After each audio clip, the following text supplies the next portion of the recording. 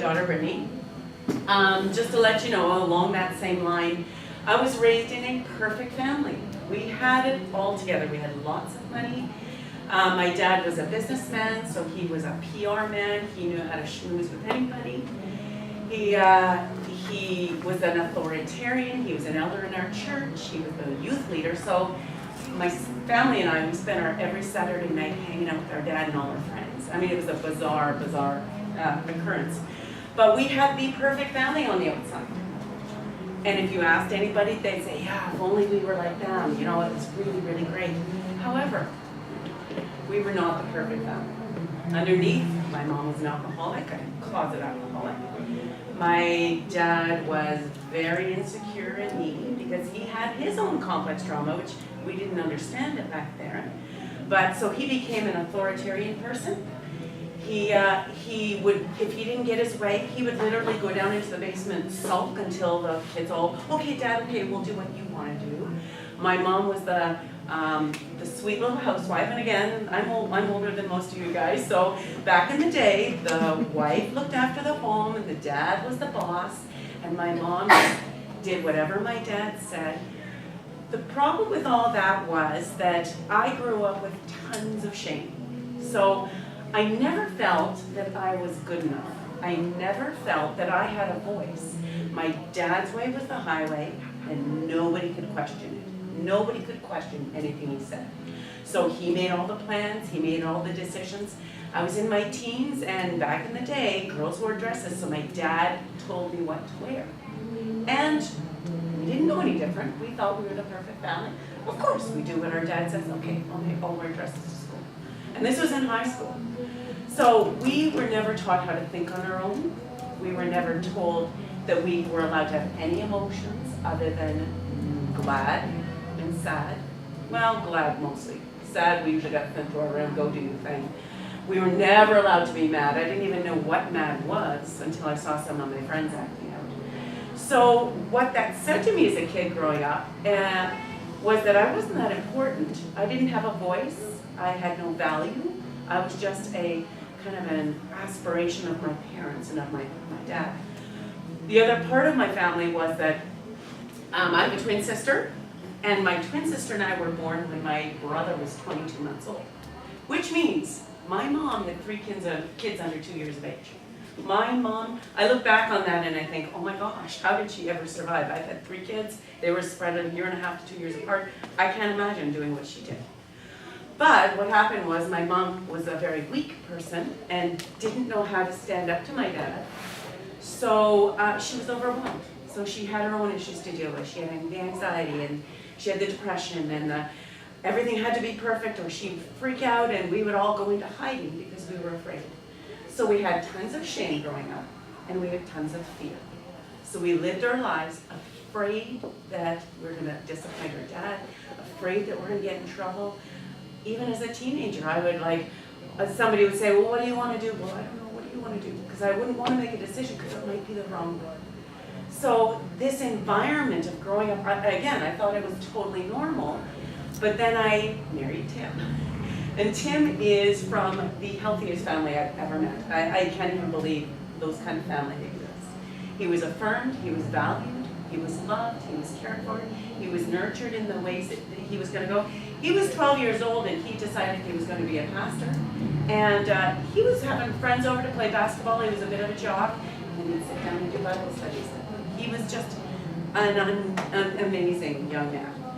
So I married this man, thought everything was great, and all of a sudden he started kind of pointing out, well, why don't you know what you want to do? Why don't you have an opinion on something? Why don't you? And I'm like, I don't know what I want. I don't know who I am. I don't know anything. And so I was really, really stunted, and he started to push me, started to make me make decisions, and I'd be in tears because what if it was the wrong decision? I was a mess. I was kind of the poster child of complex trauma. So over the years, of course, Tim's been really working with me, and I take full responsibility for the complex trauma stuff because he learned through teaching me and teaching me how to not be so screwed up anymore. However, during that process, we had 3 beautiful children, 1.5 to 2 years apart, and we had our son, and then Brittany, our daughter, and then we had our third child, another girl. And when she was 1 year old, all of a sudden Tim got really, really sick. So he looked like death. He was just a really sick-looking man. He couldn't get out of bed in the morning. He was really disabled, and he literally spent 2 years in bed. So he had developed what's called chronic fatigue syndrome. I don't know if you're aware of it, but he's literally, you know how you feel when you got the flu? You ache from head to foot. All you want to do is crawl into bed, put a cover on, and not wake up until you're dead. He's had that for 26 years. So he's been a very, very sick man. He has learned over the years how to deal with all his shortcomings and his lack of energy and his pain and all that kind of stuff that goes with it. But he has learned how to deal with it. Now, how did I respond? Because I'm a complex trauma child. My husband's in bed for 2 years, and I have 3 children at home. They were all preschoolers at that point, and I didn't know what to do. I was absolutely lost. I had no idea what to do.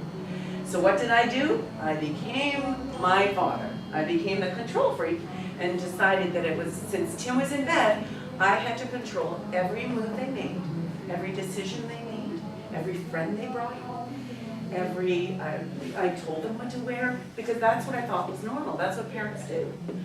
So I became a real control freak, and of course, that was okay when they're young, when they're in their single digits.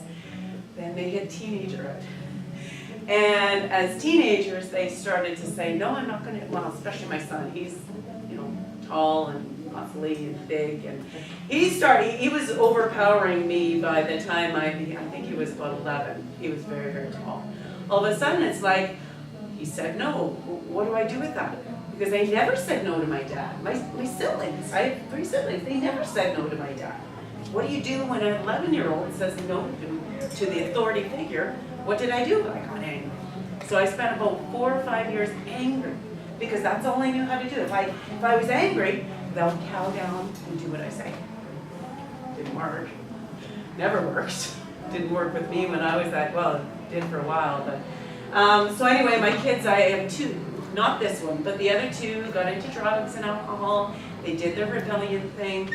And again, remember that Tim's working with me through this whole process. It was a 20-year process, because when he first started saying, your family's a little dysfunctional, I would fly off the handle. Don't you dare. My family is the model family, the good Christian family that do all the things for everybody else. And so he'd back away for a couple months, and then something would come up, and he'd start to say, your family wasn't right in doing that. And how could you say that? What Tim said, the 0 to 1,000 in a nanosecond, that was me, my emotions. Just fly through the roof. There's no way you could tell me. So he very gently worked with me. I'm a slow study. It took me 20 years to kind of figure out that, maybe he knows what he's talking about. I'm happy to say at this point, my kids are 31, 29, 28, something like that. I can't even remember anymore. Oh no, you're 29, right? We now have a relationship because they started to see me change. And as I talk to you, if you've got older kids, I don't know where you're at, if you've got older kids, it's never too late for you to change. And if I had gone through a class like this before, I would have started off saying, well, I don't have complex trauma, I just need to know how to teach it. And I'm hoping that you guys will just look inside yourself and say, okay, we've all got stuff that is messing up our relationships, our life, our joy, our happiness, our peace, all that kind of stuff. Take in as much as you can, because we can all get better. And we're going to learn lots of new tools and lots of new ways of thinking. But I'm 50, I'm in my 50s. I'm going to say that. I'm in my 50s, and so I've had that, what we call the circuit. So something bad would happen, I would immediately freak out, and then I'd freak out with my kids. Another bad thing would happen, I would immediately freak out with my kids. That was a cycle, a circuit. I did that for 25 years.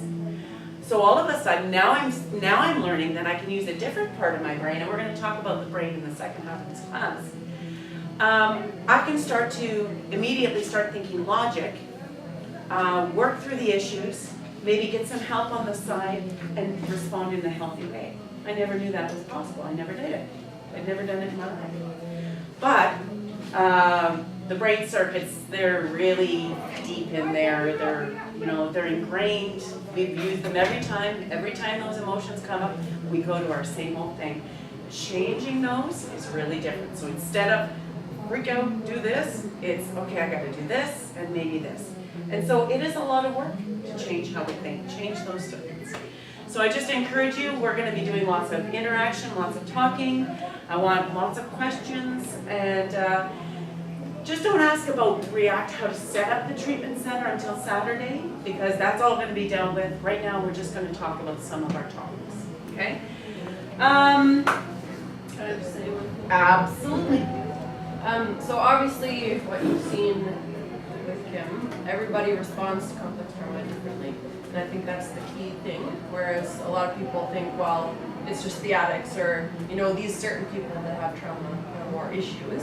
Whereas we're all broken in some way. And so even if it was, the fear or shame or because of my dad's illness and my mom's dysfunction, I went to the people pleasing, the hero, the invisible child kind of thing, shutting down all of that. So it's looking at, okay, how or what is healthy and how or what do I need to work on from what has happened to me before. And I think that's just the big picture of what that's all about. Good, good. So another part of this is that when we're young, and Tim talked about that, we freeze because we can't run away, we can't fight back, so we freeze. We're emotionally still children. So what we say all the time is we numb and avoid. So as we get into teens, the clients that will be coming in, a lot of them have used drugs or alcohol to numb or avoid. But there's 100 different ways we can numb or avoid. I numb and avoid with food. I'm a food addict. I use them to numb everything. So I'm still in the process of learning how to not go to that circuit of I'm just going to go into the cupboard and grab whatever's there. Instead, I'm going to use other methods, other tools, so that I'm not going to food. But we can go to gambling. Gambling is a huge addiction. It's really big in Winnipeg right now. That's where we're from. Because they've got a lot of native reserves that are starting to put casinos in, and then we got big casinos in Winnipeg. Gambling is a really big addiction, and that's a really hard one to break because there's so many things that go along with it, but it's a way to numb and avoid. We've got anger is the one you wouldn't even think of, anger addictions.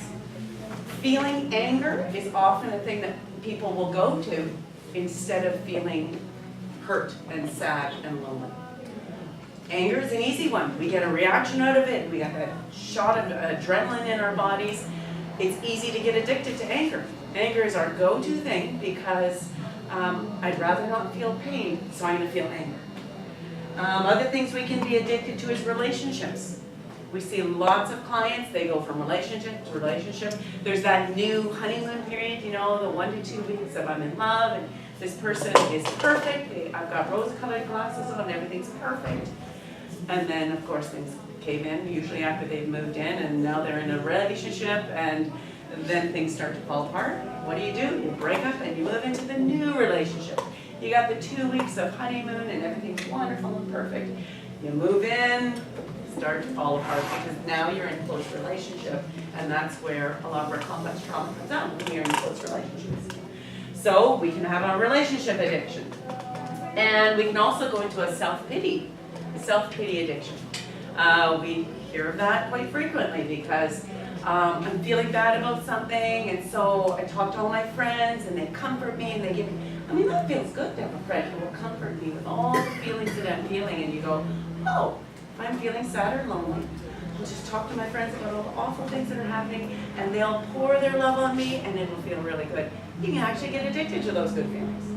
So good feelings you can be addicted to. So all those kind of things, and we're going to talk about all those things over the next 8 weeks. Tim already talked about we're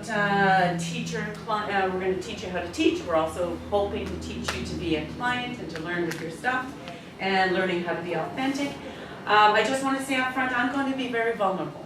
I'm going to share as I would teach the clients in our class, because as soon as I explain that yes, I've been sexually abused, yes, I've got tons of deep shame, I've got anger issues, I've got all these kind of things, The minute I start talking about some of my stuff, they go, oh, okay, she's not that perfect person on the pedestal. And I think that's really important for us to learn. We're not perfect people. Look in your books. Let's open up our books to page, the first page where it's got October, and then I think on some of it at the back, October and November. Those are the classes we're going to go through. So if you look at tonight, we're just talking about, Tim did his half-hour message, and then after the break, we're going to take a break in about a few minutes, and then we're going to go into our first topic, which is, and I've got the wrong sheets here, I think it says the brain and introduction to the brain. So we're going to talk about that today, and it's just going to give you a big picture about addiction and how it actually affects our brain. It actually shuts down some of our brain cells. So we say addiction is a disease. That doesn't quite cut it. Addiction changes our brain so that we can't stop without outside help. So we're going to learn about that later on. But we've also got all the other classes are in there. I understand that some of you will have to miss some of them. That's okay. We're videotaping these as we speak, so that hopefully before we get together on the next one, you can have a chance to sit and we're figuring out where to put it online so that you can look it up and just listen to the interactions, what people are asking, what kind of things that we're dealing with. Because if you're going to teach that class, you'll kind of need to know what some of the stories are in your notes. Flip over to, well, we got in October and November, and that's those are the next 8 weeks. Phase 1 is, and Tim again mentioned it, phase 1 is the information week. So we've got 2 weeks of phase 1, and that's going to be information. We're going to talk about all those things that are listed in here. And then Tim is going to fly in from Winnipeg, and he is going to do 2 weeks of phase 2. And that's going to take you just to the deeper level. So phase 1 is information. We don't want you to feel too much about that because that can be overwhelming. But then when Tim comes in phase 2, he's going to take an entire week on, I haven't got them written down there, relationships. And we're going to take an entire week to talk about relationships. And he will take us to the, what kind of things do you want to learn about? Okay, codependence, let's talk about codependence. Let's get to the root issue of codependence and how we can change what we need to do. So those are going to be more in depth. That's where you're going to start working on your own issues. And again, I hate to say it, I don't want you running out the door, but you're going to have to deal with some heavy stuff. Because probably 95% of us in here have complex trauma and have to deal with some of these issues before we can be an effective teacher to teach other people about complex trauma. So that's, and then I'm going to be back for I'm staying, but then we'll have 2 more weeks of phase 1, and that will cover all the 4 weeks of phase 1, and then Tim will be back for another 2 weeks to do 2 more weeks of phase 2. We usually have 2 months, 8 weeks of phase 2, but he's going to try and squish that into so that we're not here forever doing too much training. It gets exhausting, so we're going to do that in a full 2 months. So if you flip over to the next page, that is where we've got, it's our calendar, and it starts off with Monday, Monday, Tuesday, yeah, this one here. So phase 1, we're going to be learning stuff in a slightly different way than we actually teach it. So on the Monday of phase 1, when people first come in, we're going to do the introduction to the brain. Tuesdays, we're going to do complex trauma, part 1. Wednesday, we're going to do marks of addiction. Thursday, we're going to do anger and emotions, and then relapse warning signs on Friday. So I just put that in there so that you have a feel for what we're going to do when we start. If it's in January, those are the classes we're going to do. And you can see if you're available on Wednesdays, you're going to want to pay attention to the anger and emotions. No, Wednesday's marks of addiction, because if you're wanting to do some volunteer work on the Wednesday, that's the one you're going to be teaching. Okay? So I give you that just to let you know what's going on. All right, let's see. When we're going through our notes, so we're going to start after our break. We're going to start going through the introduction to the brain. We've given you all the notes for that. We don't usually give the clients the notes at the beginning, because if we hand them the notes and they go, oh, this is what we're talking about, and they lay back and have a snooze. I want them to be writing stuff down, making notes in their margin, and then at the end of the class I give them the notes so they have the full set of notes and all the information. I want you to be writing on these notes for your own personal information, things that trigger you, things that you want to talk about, questions you want to make, and then examples from your own life, so that when and if you do any of the teaching of that class, then you can substitute my examples that I make into your examples that you make. Now all these notes are all online. We've got a OneDrive file that's like hundreds of pages long, so you can make all the notes that you want, and then when it's time for you to actually teach the class, then you can just run it off and you've got a fresh copy. Okay, so do what you want with these notes. These are your personal notes. All right, so schedules we've done. All right, I just wanted to, just before we break up, I just wrote this down, is our job, once we start our React Center, and we're going to be teaching our clients, they're going to be from all walks of life. We're not talking about all of the ones coming off the street and coming in, because they have to make a commitment, right? They've got a 3-month program. We don't want people coming in and going too much. So we're going to have some people who are calling from, we call it AFM, Addictions Foundation of Manitoba. I'm not sure what you call it here, but they've hit a bottom, they're in a treatment program to get cleaned up, and then they'll call and say, okay, tell me about your program, I would like to come. We get them to come and sign up, do an assessment program, and then they can start the next Monday. Not sure where I'm going with that, but anyway, we get people from all walks of life. So some that are just getting clean and sober. We have actually at React right now in Winnipeg, half of them are middle-aged Christian women who have done life. They've gone through life, they've raised their kids, and all of a sudden they're like, okay, why are my relationships failing? Why am I having all these anxiety issues? Why am I afraid to do this? Why does life seem so dull and unfair? And they realize once we start talking about the complex trauma stuff, they go, oh, okay, now I know why. I have a lot of shame issues that I have never dealt with. I've got a lot of fears that keep me stuck in my cycle of any of the other addictions, watching soap operas, doing or whatever. There's hundreds of addictions. I need to get healthy now so that the next 20, 30 years of my life, I can live in a healthy way. So our goal is to get everybody into a healthy lifestyle. And we can do that. We have seen success stories like you wouldn't believe. We had a woman who's just getting to graduate next week, and unfortunately we're going to be missing it. She came from a Hutterite colony, and she was in such a domineering life that she was very much like I was, although mine was a Christian lifestyle. She was domineered by her family, she was beat up by her mom, she was all of these kind of things. And so she's now almost my age and going, why have I had 29 affairs? Why have I run from men to men? And she realizes because she feels so much shame about her own life and doesn't know who she is. So there's lots of reasons, lots of ways that people come into our program. It's not just people with drug addictions. Yes, there will be lots of those, but there will also be just people who feel broken. They don't feel like they're ready to finish the rest of their life in a healthy way. So what I just wanted to say is our job, when we've got our clients here, is to teach with love, patience, and grace. We have people getting into really deep stuff and they're swearing up and down or whatever. You know what? I don't like it, but you know what? I need to show them grace because that's how they're feeling. That's how they're expressing themselves. I don't know how you guys feel about that, but that's something you'll have to deal with in your own, how you want to teach.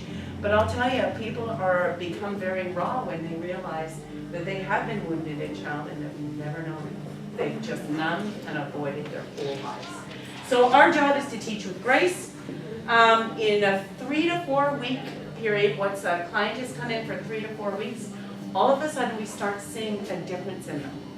They come in, we've had lots of people coming in saying, I don't want any of the Christian piece, I just want to learn how to get better. So they come in, they start learning this stuff, and we work with them on a one-to-one basis. We become trustworthy people. We respect everything about them. We may not like how they look, how they talk, how they dress, their back cultures, any of that stuff, but we have to learn to put all that aside and give total respect to these people. Because they're here, trying to get better, and it's going to change their lives.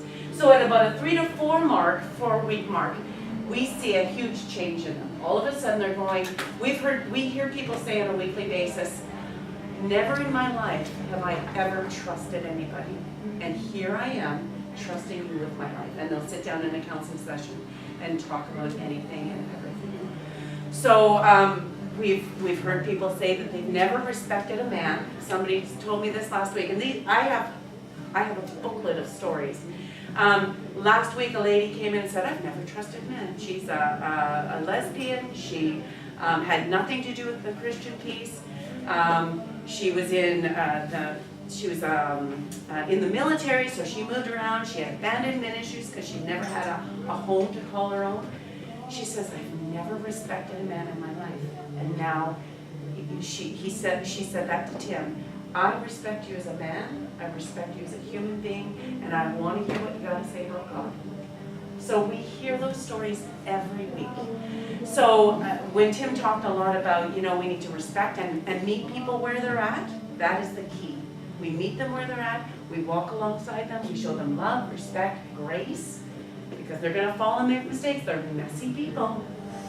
But eventually they'll learn to trust us, respect us, and then they can open themselves to a relationship with us, with God, with the spiritual realm, and we find that very exciting. So it's 8 o'clock. We're going to take a 10-15 minute break, have some water, do what you need to do, and we'll come back and start talking about the brain. How many people have listened to some of the complex trauma stuff online or the Finding Freedom stuff online? So a lot of you guys have gone through some of the stuff. If you're not aware, Tim's got hundreds and hundreds of stuff on YouTube, and there's a YouTube Media. Is that right? YouTube Media? Finding Freedom Media. Finding Freedom On Media. YouTube. On YouTube. Okay. And there's tons of stuff you can even type in resentments, and you'll have a thing come up about resentments.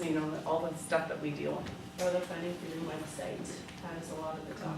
Yeah, it has a lot of the talk. So is that listed on our page anywhere? Findingfreedom.ca and reactcenter.ca. So you might want to write those two in. Those are our two websites, findingfreedom.ca and reactcenter.ca. You and that follow. Give me that. Tell your friends.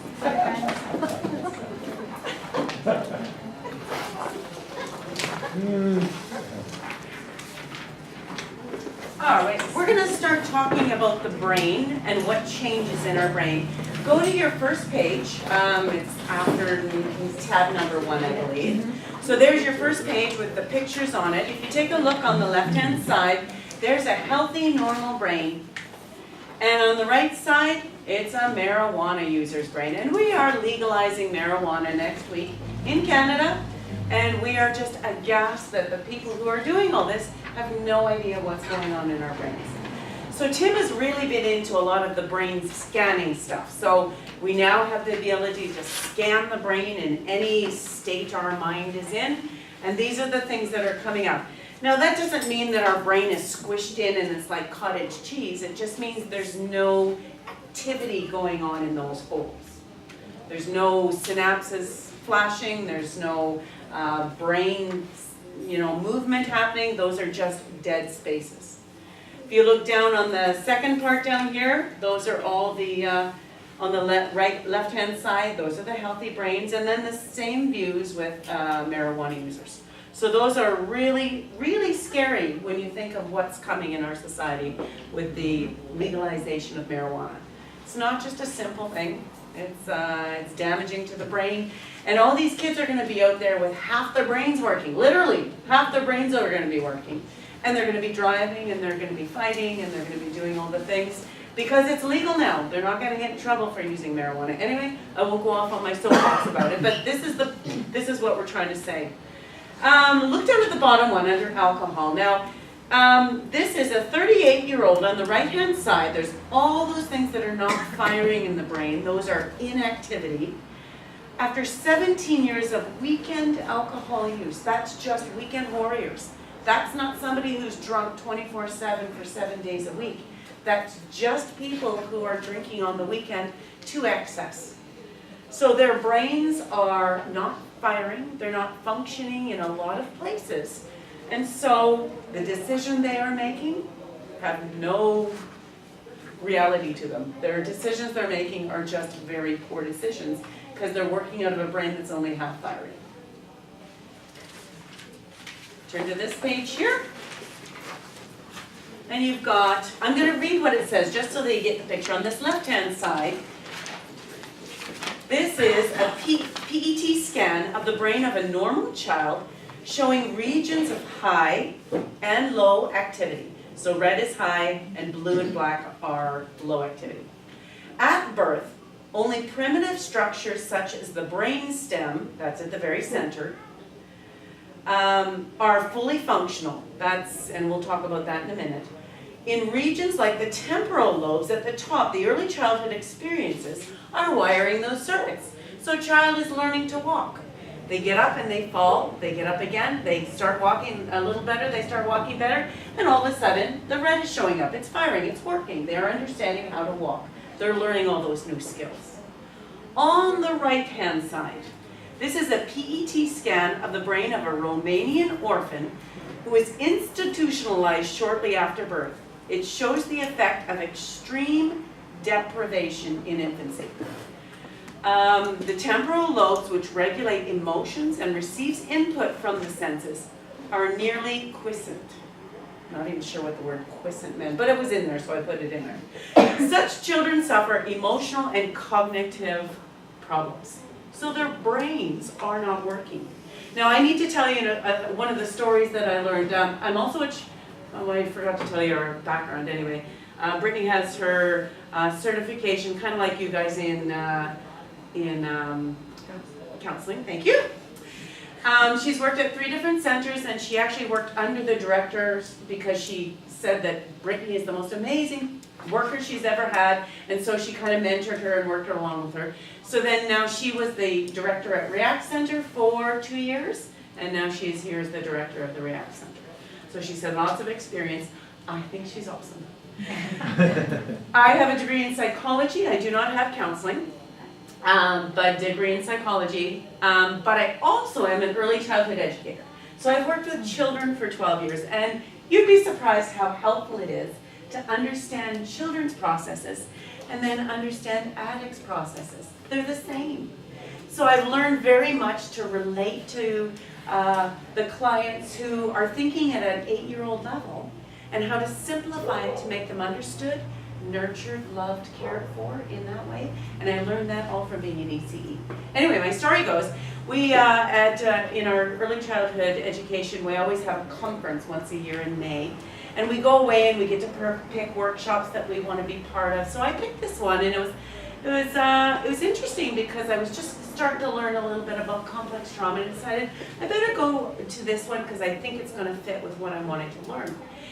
Anyway, the thing that hit me between the eyes is they did a study. It was a little, an experiment, we'd say, back in the 1600s in Europe. And they must have had like the bubonic plague or one of the plagues that had wiped out a lot of the parents. So they had orphanages that were overflowing with children. So they had this one orphanage, and what they did was they said, okay, we're going to do this experiment, and we're going to put a whole bunch of children from, 3 months old, those who have lost their parents, up to, 3 or 4 years of age, just the really young children. And then we're going to take a group out of the orphanage, and we're going to put them into a little village of grandmothers. A lot of the middle-aged people had died away with this disease, and so they had lots of grandmothers who had all this love and nurturing, and they wanted to care for children. So they took this huge group of children and put them in with the grandmothers. They lived with them. They played out on the streets. But the grandmothers were these, I believe it was in Italy, they were the doting Italian grandmothers, just what we picture in our heads. They loved them, they cared for them. They were dirt poor. They were running around on dirt roads, and they lived in these little huts. And they didn't have much to play with. They were just very basic, but they were loved and nurtured and cared for. And so they went back after a couple of years, and they went and they checked up on these little villages in Italy. And the children were thriving. They didn't have to have a lot of cool stuff to play with. All they had were these grandmothers who loved them. and they were nurtured, and they were thriving, and they were intelligent, and they were growing in incredible ways. Then they went back to the orphanages, and they had to immediately stop the program because all the children died. They died. They were not nurtured. They had this lack of, there's a terminology, I forget it, lack of thrive. Failure to thrive. Failure to thrive. They had a failure to thrive, and they all died. I mean, they couldn't do that nowadays because that's unheard of. It was in the 1600s. The children were, the nurses and stuff were told that they looked after their daily needs. You know, they were fed, they were changed, they were put to bed, they were into a routine, but they weren't allowed to cuddle them. They weren't allowed to pick them up and rock them and talk to them and soothe them. And it was just an institution, and they wanted to see what had happened, and that's what happened to them. If you look down at the bottom picture here, well, this just explains that top picture. A child who is not nurtured and cared for and loved, their brains do not function the way that ours do, or a healthy child does. And at the bottom, this is again an extreme neglect. Now this is in North America. This isn't back in a Romanian village back in the 1600s. This is a child whose parents were too busy. They fed them and changed them and put them into a routine for sleep, and they got them all doing all their physical needs were met, but their emotional needs were not met. The parents were busy, they had their careers, they were doing all their stuff. But if you see, this is the actual size of the brains at 2 years of age. This is a normal child. This child's brain did not even grow because it didn't have all the firing neurons and the things that had to happen in a brain for a child to learn. And the only way they will learn is if they're loved and cared for and then feel like they're in a safe place.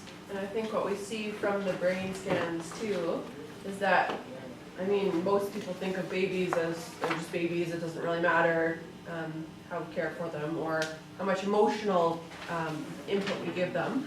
But what they're finding is that the most crucial developmental years in the brain are between 0 and 3. Because that's when we develop everything we need for impulse control and rational thinking, all of that kind of stuff has to happen during those critical years. Yes, exactly. Okay. All right, so let's talk a little bit about the brain. The brain is a very intricate organ. It is committed to balance. So it adjusts and adapts to compensate for what is being artificially added to the composition. Now, I'm going to read some of this stuff because this topic is a little bit technical. I'm not a scientist. I don't understand all this stuff, so I'm going to read some of it. You can read it along with me. You can make notes on the side, do what you like. So, we're going to make a little graph here. You see the graph in the middle of your page. Okay? So we're going to put numbers up the side. Okay? So, we've got, we were at Mike's place today and they fed me steak. Okay, steak is my all-time favorite food. Okay, so nice steak, perfectly cooked. Mushrooms on the top would be really nice. A baked potato with sour cream. I mean, these are all things that I just love. I am a food addict, so I have to be careful not to love it too much or to use it too much. However, if I'm going to have my favorite all-time meal, my brain would go up to, all the chemicals shooting in there, would be up to a level of about a 2. Okay, so I'm going to say that's my favorite meal. It goes up to about a 2. That's how much chemical of dopamine is shooting into my brain. So dopamine is the pleasure chemical. So a meal to me is a very pleasurable thing. I love to eat. So a nice steak dinner with a baked potato, that would give me about a chemical balance of 2. A favorite activity. A favorite activity would be a little bit above 2, and it usually has a sexual component to it. Activity. So we won't even go into what those examples might be, but you get it. So favorable activity, your favorite one, would be up a little bit around 2, a little bit higher than 2. Favorite activity, dopamine is shooting off in the brain. It's like a soup of chemicals. Feels good. We like it. It's a really awesome thing. Now, we're going to add crack or meth into the mix. We're going to shoot that into our system so that it goes right to our brain.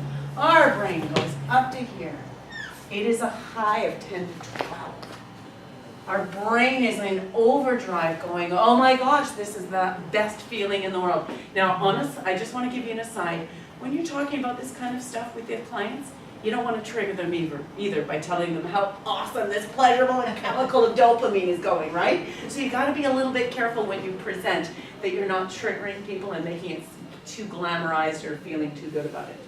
But we've got, we'll say it's crack or meth, and you've got the number 12. So that's shooting dopamine in the brain. It's a pleasurable experience, but it's too much dopamine. So it's like taking a car and you're running it at 3,000 RPMs per minute, and it's just going, going, going. We just drove through the mountains, and there were times I'm driving Britt's little stick shift, and it just kept slowing the speed. I mean, I couldn't get it going, right? So I had to gear down into a next gear so that I can get up these mountains. Those RPMs, they were going up to 4,000. But I also got to the top of the hill, and it slowed down, and I was able to go back down the hill. But if the brain is going, say you're injecting or smoking, whatever, doing all these things, your brain is going at 12, that's too much for a brain to handle. So the brain says, this is too much, I can't handle all this dopamine. Let's shut down all the dopamine factories in our brain. No more dopamine, because this artificial dopamine is more than I can handle. So the body is going to shut it totally down. You now have no more dopamine going on in your brain. So you're used to having everything running at a 12, and the brain says, I can't do it anymore. So it kind of resets it all. So now you're going to it's going to bring it down, and it's going to be running down at about a 2. Okay? So now you got your crack and your meth, all those drugs in your system, it's working at a 2. But if that's at a 2, these are non-existent.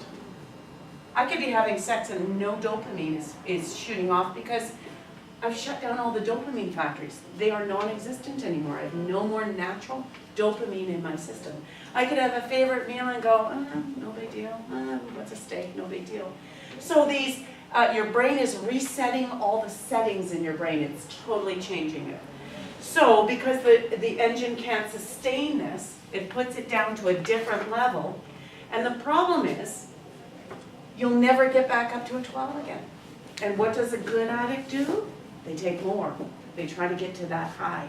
And they take more. They drink more alcohol. They want to get back to the 12 because 12 was the best feeling they ever had. But they're never going to be able to get back up there. And the problem is, all these other things that normally give pleasure, a natural shot of dopamine, none of them are working either. So it resets, and of course, the second hit doesn't give you the 12 anymore. It gives you maybe an 8. The next one gives you a 4 or 2. You're now so what do? They're constantly taking more. So the brain is now not able to cope very well. Can you get that? We've got a little video of dopamine. No point reinventing the wheel.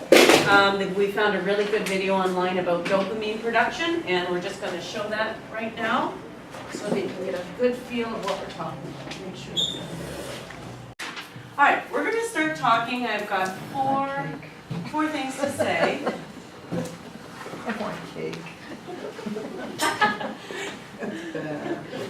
50 words. Okay, we're going to talk about what happens in the brain when you quit.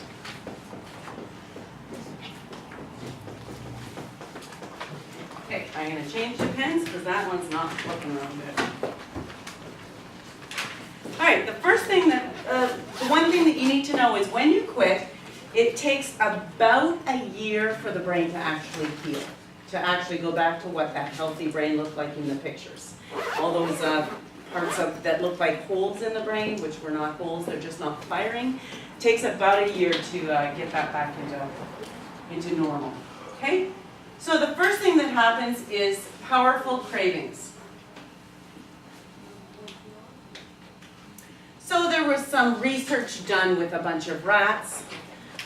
When I was in university for psychology, I had my own little rat. It was the coolest thing ever. I trained it and played with it and all that kind of stuff. And then it got killed. So, not the best way to go. If you're a humanitarian with animals and stuff, it's not the best thing. But they did all these research in rats, and what they did was they put them in cages, and they gave them a bottle of water and a bottle of food, and had it live its normal cycle, and everything was good. It was a happy little rat. It did all this stuff. And then they interjected a lever, and these were little levers that they could go up and push when they wanted the water, and water would come out. They'd push the lever for food, and the food would come out. Then they introduced the lever of cocaine. And so they put it in there, and the rat would push the lever, and a little bit of cocaine would come out. I don't know how it got injected into the rat or whatever. I don't know if it was a pellet or whatever, but cocaine got into it. Once the rat, I mean, it would go and do its thing with these big cages. It would do its thing, get the food and water, and it lived for many, many weeks. And then it found the cocaine. And once it found the cocaine, it hit that lever until it fell over from dehydration, and it stopped living because it had no food or water in its body. So it just kept pushing the lever. But these certain rats were raised in isolation. So they were Oh, just yeah, good raised point. in a cage by themselves, and that was it. Yes, so that's all they had. Now, to go along that line, and that's not in the notes, since you just reminded me of that, is what they did then is they took the rats, a new set of rats, and they put them in these cages, and they did the same thing. They had the water and the food, and then they introduced the cocaine. And after the rat was addicted to the cocaine, they took the rat out and put it into two different kinds of cages. The one cage was an isolation thing. It was all by itself. The other bunch of rats were put into like their family network. So back with their siblings or their brothers and sisters and their mothers and fathers. The rats who went out, and they also had a lever for cocaine in those cages. So the rats that actually went back, they were addicted already, they went back into with their families and their support system. They didn't touch the lever of the cocaine because they had their family support system there. The rats that were put back into the cage of isolation and they had the cocaine, they pushed the cocaine until they dropped over dead. But a lot of what we do at REACT, and we've talked a little bit about the family and relationships, it's all about relationships. As REACT is, we're building a surrogate family. A lot of people that come into our centers don't have a healthy support network. They've got dysfunctional families. They've got friends who are all using. What we're wanting to do is we kind of do the teaching, and then we sit back and watch them make friendships. And these are people that have been friends for the rest of, I mean, we've only been doing it for 2 years, but they've been friends for 2 years now because now they have a healthy system of people that are trying to get clean and sober, that are learning new life skills, that are trying to live healthy lifestyles. And once we see them working and building relationships with healthy people, it's amazing when you think about it, how many people don't have healthy people in their life? I mean, a lot of us were that way growing up ourselves. We didn't have healthy role models. So with the REACT Center, we're hoping to build a family where there's surrogate family and to build relationships that are healthy. All right, the second thing that happens is something called anhedonia. Let's see if I can spell it. Anhedonia. And anhedonia is a pleasureless state. So we talked about that dopamine going really high, and then the brain shuts off all the dopamine factories, so we have no dopamine happening in our brain. So when we stop using drugs, alcohol, gambling, whatever it is that we've chosen as our addiction, we have that sense because we don't have any natural dopamine going on anymore. So for the first 3 to 6 months, there's no dopamine. They don't have any factories building dopamine into our brain. So we have a pleasurable activity, usually it's with a sexual component, and there's not a lot of pleasure that comes from it because there's no dopamine in our brains. We eat a wonderful steak dinner, which I really love. If I was in this state of anhedonia the first 3 to 6 months, it wouldn't bring me any pleasure. So most people who relapse will be before the 3 to 6 months, before those dopamine factories start up again. After 3 to 6 months, the dopamine factories start up again, and they can start feeling pleasure again. Now, one of our clients one of our our staff back home, she said she remembered the day when her dopamine started working again. She was in this very pleasureless state, life was just a hard burden.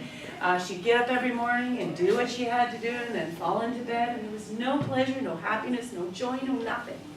Then one morning she woke up and went, oh, what a beautiful sunrise this morning. And then went, I've got dopamine again. And she called all her friends, I got dopamine, it's happening again. She found pleasure again. But that state is when most people will relapse, because they say, what's the point of living with no pleasure? With no pleasure chemicals going on in your brain, and then they just relapse and use all over again. Anything to add to that? Yeah. Well, just, I mean, you guys can, if you haven't been there, you can imagine how difficult that would be for people coming from like the 12, the highs, huge pleasure to nothing. And so you can only imagine how difficult that would be to go through that time of not seeing an end to it either, not understanding, is this gonna go back to normal? Is this going to end? Am I going to find pleasure again? Because this is really, really hard when I'm used to pleasure or comfort, ease, getting away from the pain all the time. And so that's where most people find it most difficult, because it's just hard. And 90% of people relapse before the dopamine factors start up again. They can't live that way anymore. So we always, this talk about the brain and addiction. We always talk about the anhedonia at the beginning, so they know you won't feel pleasure for 3 to 6 months. Just hang in there, have the patience to get through it. And once they get through it and they start to feel the pleasure again, they're just grateful that they listened enough to be patient and wait for it to come back. If they don't, there's just that continual cycle of relapse. It's just a really hard thing to deal with. All right, the third thing that happens is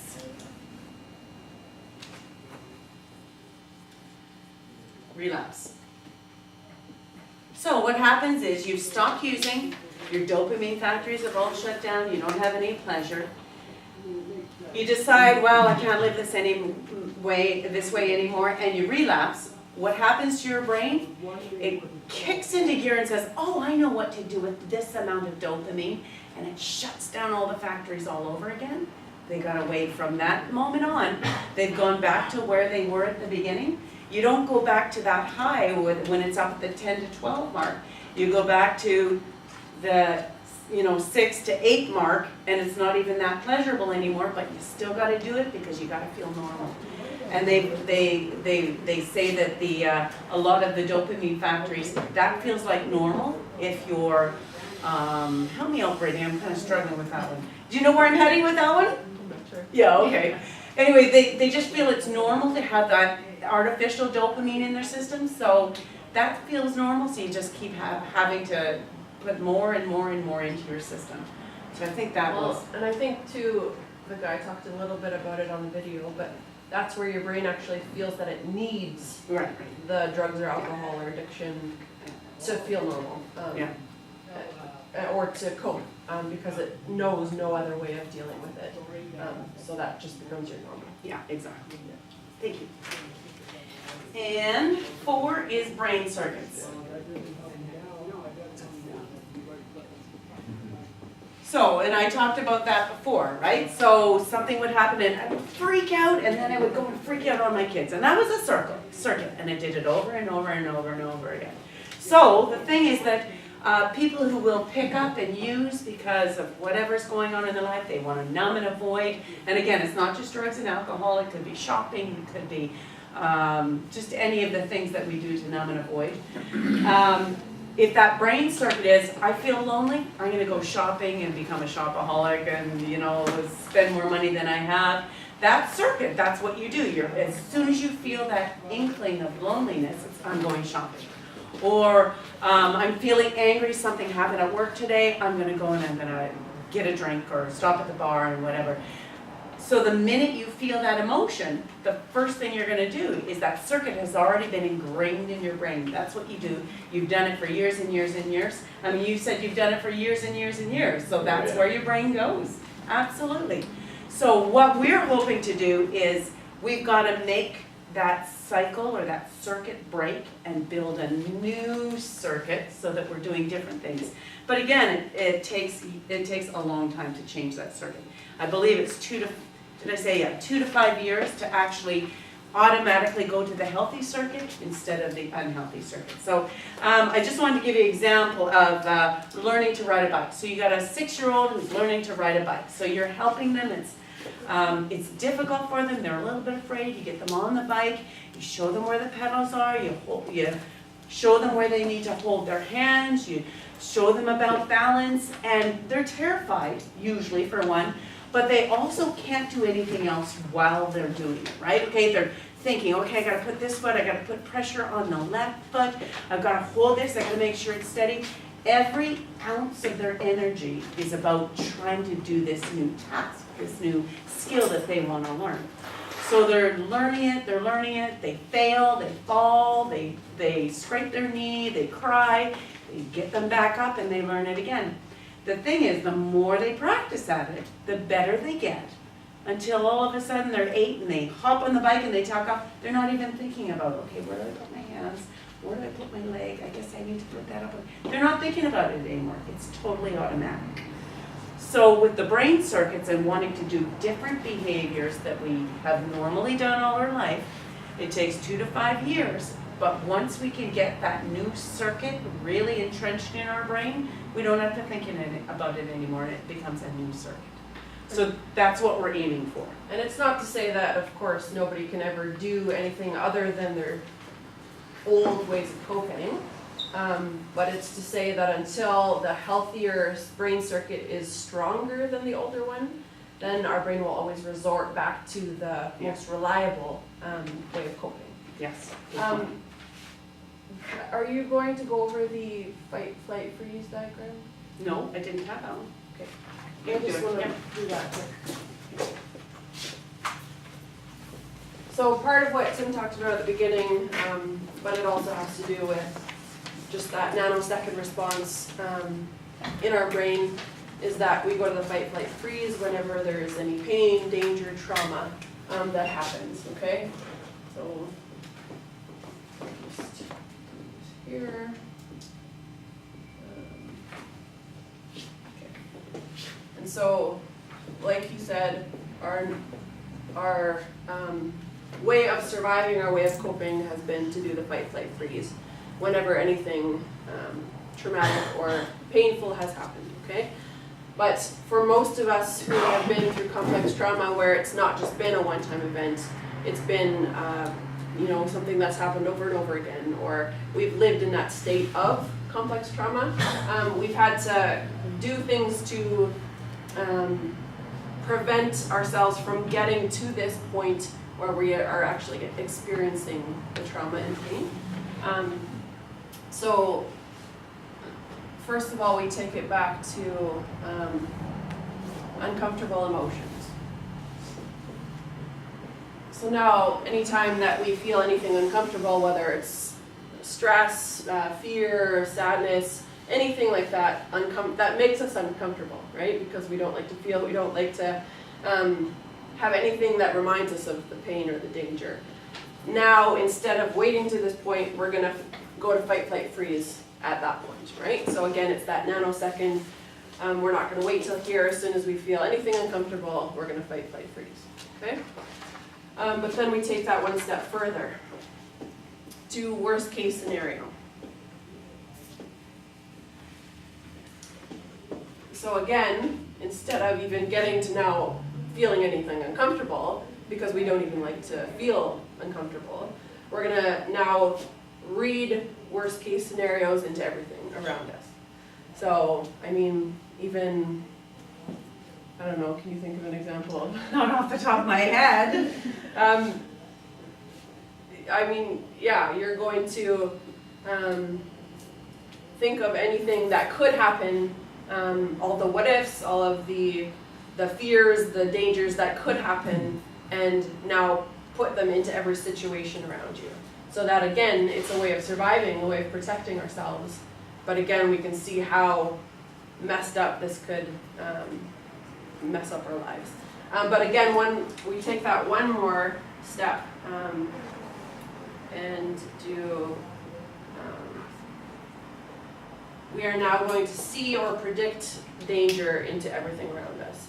So it's not just putting or predicting worst case scenarios, we're actually going to make things into danger. So even for the example of, I know most people coming into a room of strangers, they're gonna be anxious, they're gonna be, you know, on edge a little bit. Well, what are people gonna think? What are people gonna say? It's uncomfortable. And so a lot of our clients would come into treatment for the first day, and you know, maybe they're looking at some people in the corner laughing or talking among themselves, and it's like, oh my gosh, they're talking about me, they hate me already. And so we're, again, reading worst case, we're seeing danger, we're putting danger into everything around us.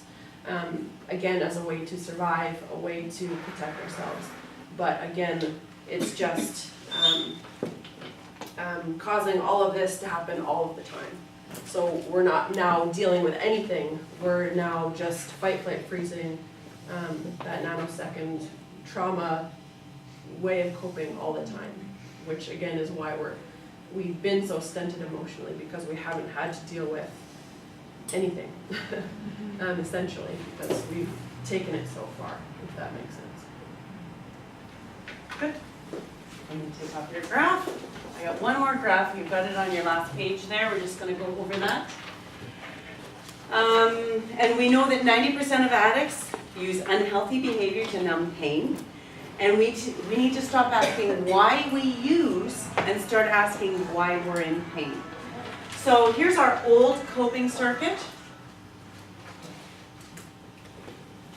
Okay, so we're lonely, we're stressed, we're angry, and they all lead to sadness. Now, we don't deal well with our emotions, so we decide that instead of feeling sadness, we're just going to start isolating and stay away from people. And once we isolate, then we use. These are all dominoes, and we're going to talk about that in another course. There's dominoes. Usually when somebody picks up to use, it started with the first domino about 2 months ahead. You know, 2 months ahead, they started to talk to an old boyfriend, or they started to think about an old relationship, and often relationships are part of the relapse problem. Or they could just be having these emotions. But eventually, if we don't deal with these emotions in a healthy way, we'll feel all the sadness, then we'll isolate, and then we'll use. So that's our old circuit. We have to start having new coping skills, new coping circuits. And when we're talking about a lot of these things, clients get discouraged, right? They're hearing about all this stuff where their brains are all misfiring and they've got some problems. We need to give them something almost every day of what they can do that day to change something that happens at home. You know, they could have a fight with their spouse, they could have a problem with their kids. We need to give them something that they can be thinking about of how they can change. So this is just one of the examples. There's an old circuit, there's a new circuit. So what happens when you're lonely, or stressed, or angry? Okay? So then what we'll do is we'll do a brainstorming, and I'll say, so what do you do? I forget your name, Donna. Donna. So Donna, what do you do when you're feeling really lonely and you're just feeling a little bit sad? What do you do when you go on home that night? Give us some ideas. What? I bake. Oh, that's a good one. You know, that's a good one. Why not? You bake. Okay, another one. I'm with the bake. Puzzles? Yeah, puzzles are good. You're good with the baking? Yeah. Anybody? Read. Read, that's a good one, yeah. Color. Color, oh, that's a new one, yeah. A lot of people do that now. Talk to somebody.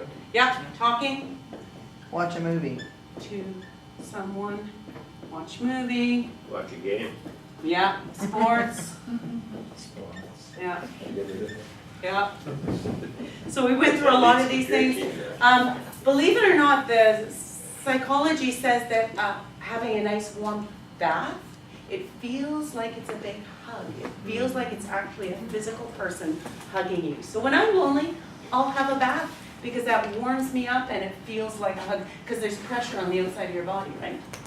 So I'll have a bath. A lot of people listen to music. Now, what you need to do, and I've listed some other things there, but what you need to do is find out what you need to do when you're feeling lonely. Instead of going to the sadness aspect, I don't have anybody in my life, I'm lonely, I'm a loser, all those kind of things, and then you go to isolate and then you use. Yeah. We need to find what's going to work for us. So what are we going to do when we're going to feel lonely? So we have to kind of have a list, an emergency list by the phone or whatever you want. What are you going to do when you're going to feel lonely? Find something that actually makes you feel better and a little bit more calm, a little bit in control.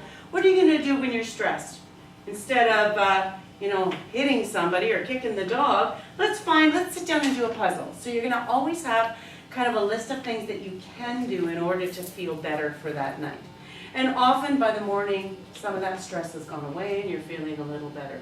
When you're angry, same idea. You're not going to hurt somebody or yell or throw things. You're going to find something to do that calms you, that soothes you, that makes you feel a little better. So the new brain circuits, this is what we want to do. This is our knee-jerk reaction. We want to go into that route, but it takes 2 to 5 years to find new coping skills so that that's not even, you don't even have to think about it anymore. You go, I have to go take a bath tonight. You just know that that's what you need. So we need to stop these old circuits and start with these new circuits. And I think the point of finding new, healthier things to do is not just to avoid some more, but it's to find a balance of healthy things, because of course any of these things can become addictions too. Yeah, right? absolutely, absolutely. But it's to find a balance of, okay, what do I need right now to get through this pain or these emotions that I'm feeling, instead of going to my old unhealthy habits, ways of coping. But I think a big part of it too, essentially, is sitting in it, dealing with it, not just running away from it either, but all of these things you have to have in your toolbox In your toolbox, to be right. able to get through it. And sometimes it's just for the night, right? So you're feeling this way, let's do something tonight, tomorrow we can talk to somebody about it or find other ways to alleviate my stress or stuff. So it's maybe just to get through the one night when you're triggered, when you're feeling like you just don't know if you can handle it, but those are just new ways that we can think. And I think we are done for the night. Thank you for being so attentive. That was a real technical one.